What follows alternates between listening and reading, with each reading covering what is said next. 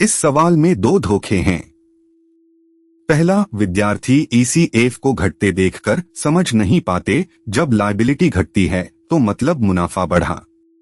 दूसरा, पुरानी गुडविल जो असेट में बैठी है 3000, उसे भी लिखना पड़ेगा, क्योंकि सवाल कहता है गुडविल नई फर्म में बिल्कुल नहीं दिखेगी। इन्वेस्टमेंट 15,000 से घटकर 13,500, हानि 1500। ईसीएफ 6,000 से घटकर 3,000, लाभ 3,000। नेट रिवैल्यूएशन मुनाफा 1500, पुराने पार्टनरों को 3-1 में। कदम सबसे पहले सवाल पढ़ो वैसा ही जैसा किताब में है। श्यामा और दर्शना पार्टनर हैं, मुनाफा बांटते हैं 3:1 में। 31 मार्च 2023 की बैलेंस शीट। पूंजी श्यामा 27,000, दर्शना 9,000। Creditors 6,000, ECF 6,000। Assets bank 3,000, debtors 18,000, stock 9,000, investment 15,000, goodwill 3,000। वे निधि को पार्टनर बनाते हैं। निधि लाएगी 18,000 पूंजी और 6,000 गुडविल, 5 में 2 हिस्से के लिए। इन्वेस्टमेंट की कीमत 13,500 और ईसीएफ 3,000 तय हुआ। और लाल वाली बात, गुडविल नई फर्म में बिल्कुल नहीं दिखेगी। पूछा कैपिटल अकाउंट्स और नया बैलेंस शीट। अब बात का सार दिया है। पुराना अनुपात 3:1, पूंजियां 27,000 और 9,000। निधि लाएगी 18,000 पूंजी, 6,000 गुडविल, 5 में 2 हिस्सा। रिवैल्यूएशन इन्वेस्टमेंट 15,000 से 13,500, घटा 1,500। ईसीएफ 6,000 से 3,000, घटा 3,000। गुडविल का असेट 3,000 दिखेगा नहीं, पुराने पार्टनरों को 3-1 में लिखना होगा। पूछा कैपिटल अकाउंट्स और नया बैलेंस शीट। नया अनुपात 9:3:8, त्याग 3:1, वही जो पुराना। और नेट रिवैल्यूएशन मुनाफा 1,500।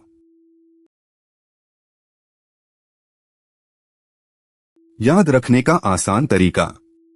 पहला, जब असेट की कीमत घटती है तो हानि, और जब लायबिलिटी की कीमत घटती है तो मुनाफा। लायबिलिटी कम मतलब हमें कम देना है, वह लाभ है। दूसरा, रिवैल्यूएशन का लाभ या हानि पुराने पार्टनरों पर उनके पुराने अनुपात में। तीसरा, जो पुरानी गुडविल असेट में बैठी है और दिखानी नहीं है, उसे पुराने पार्टनरों को पुराने अनुपात में लिखना होगा। चौथा, नए पार्टनर की गुडविल प्रीमियम पुराने पार्टनरों को उनके त्याग अनुपात में जाती है। पांचवा, कैपिटल का अंत, शुरुआत, जोड़ या घटाओ रिवैल्यूएशन का हिस्सा, जमा प्रीमियम घटाओ गुडविल लिखना।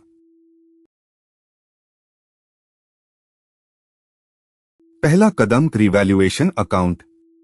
डेबिट साइड, इन्वेस्टमेंट 15,000 से 13,500, हानि 1,500। क्रेडिट साइड, ईसीएफ 6,000 से 3,000 घटा, यह लायबिलिटी घटी है तो मुनाफा 3,000। अब नेट 3,000 घटाओ 1,500, बचा रिवैल्यूएशन मुनाफा 1,500। यह पुराने पार्टनरों को पुराने अनुपात 3:1 में। श्यामा 1,500 का 4 में 3, 1,125। दर्शना 4 में 1, 375। दोनों साइड बराबर 3,000।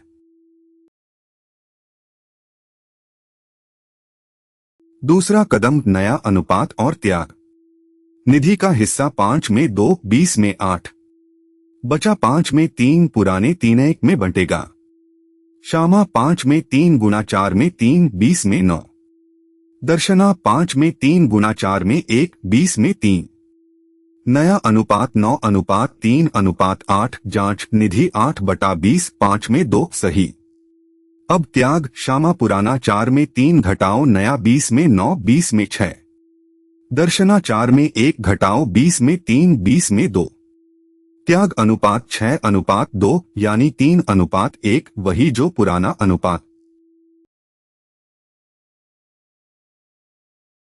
तीसरा कदम, गुडविल से जुड़ा पूरा काम।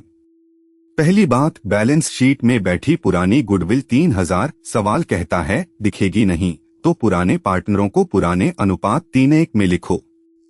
श्यामा 3,000 का 4 में 3, 2,250। दर्शना 4 में 1, 750। दूसरी बात, निधि लाई 6000 गुडविल प्रीमियम, यह पुराने पार्टनरों को त्याग अनुपात में जो 3:1 ही है।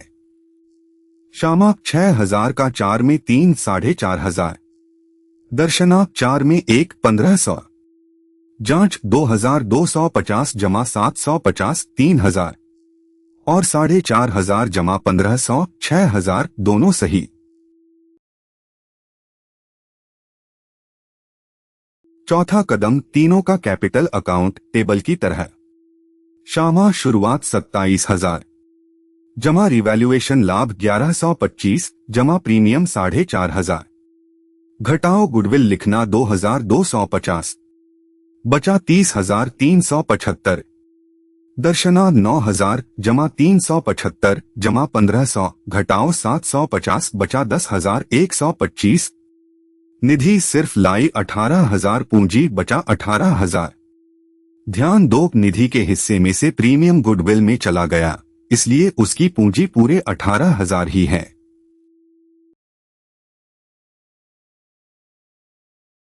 आखिरी कदम, नई फर्म का बैलेंस शीट।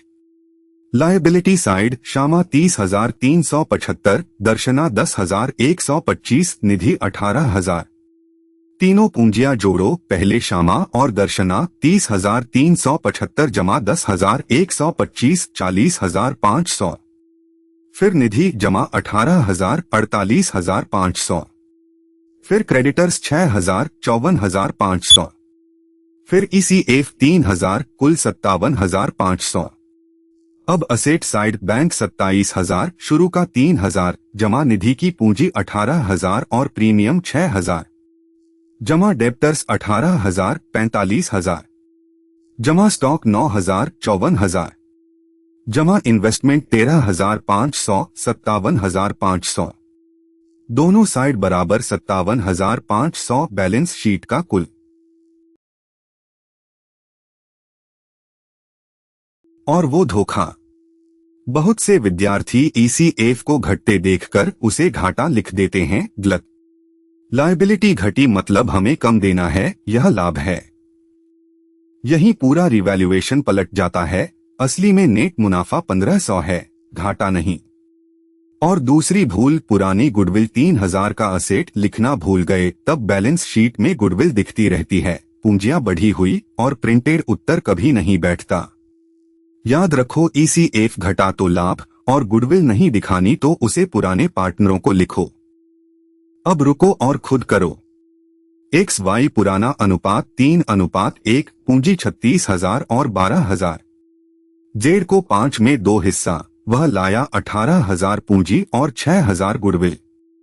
शुरुआती assets, bank 8,000, debtors 24,000, stock 12,000, investment 16,000, goodwill 8,000, creditors 12,000, ECF 8,000, investment 14,000, ECF 4,000 तय हुआ। गुडविल दिखेगी नहीं, पहले खुद करो।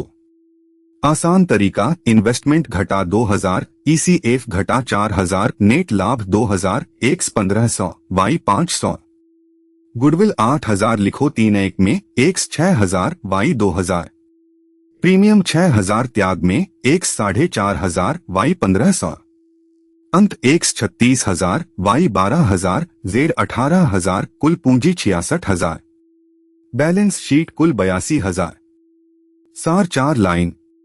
पहला, रिवैल्यूएशन, इन्वेस्टमेंट 1500 घटा, ECF 3,000 घटा, नेट मुनाफा 1500, श्यामा 1125, दर्शना 375। दूसरा, गुडविल का असेट 3,000, पुराने पार्टनरों को 3:1 में 2,250 बटा 750 और प्रीमियम 6,000, त्याग 3:1 में 4,500 बटा 1500। तीसरा, नया अनुपात 9:3:8, श्यामा 30,375, दर्शना 10,125, निधि 18,000। चौथा, जवाब, बैलेंस शीट का कुल 57,500।